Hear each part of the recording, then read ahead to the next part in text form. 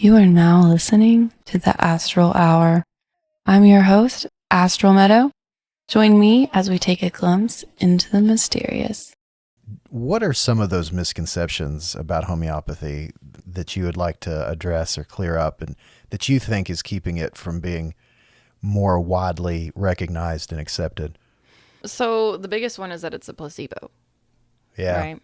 Which, you watched the film Introducing Homeopathy with me, and Yes, that was excellent, by the way. excellent. And it proves it's not a placebo. Well, first off, it works on babies who don't know that you're giving them anything. It works on animals who don't know that you're giving them anything. And it can work on plants who don't know that you're giving them anything. And so a placebo is like a mental thing. Yeah. And so in order for that definition to even make any sense, the person would have to know that you've given them something. Right. And babies just don't. I mean, you can put a little bit of remedy, under their tongue. They're not aware what you're doing. Right. And then their ear infection goes away, and then that's not a placebo. Right. They don't think, oh, this is going to fix my ear infection. Absolutely. So that's the biggest misconception, is that, we're just giving like a sugar pill. There's no energy to it. Energy's not real. It's just all, in our heads. We're just charging these ungodly amounts of money. Well, the remedies are super inexpensive in comparison to other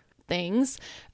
And, a consult is pretty inexpensive considering other avenues. So it's like, we're not in it for the money. Right. And are these remedies, they can't be patented and someone can't own them.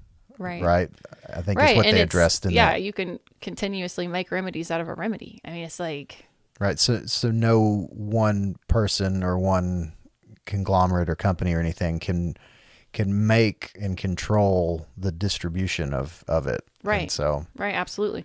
Another misconception is that homeopathy is mysterious and unscientific. But the remedies are prepared and made in a lab. They have very particular techniques. They are subject to precise and clearly stated controls. And the philosophy has very set rules for practice that have been consistent for over 200 years. So it's not mysterious. It's not unscientific. We have very specific ways of not only prescribing the medicines, but creating them. Mm-hmm. It's very structured. It's very organized. And if you take time, you can learn it, Yeah. I took a class with many other people, and we would have cases that we would take.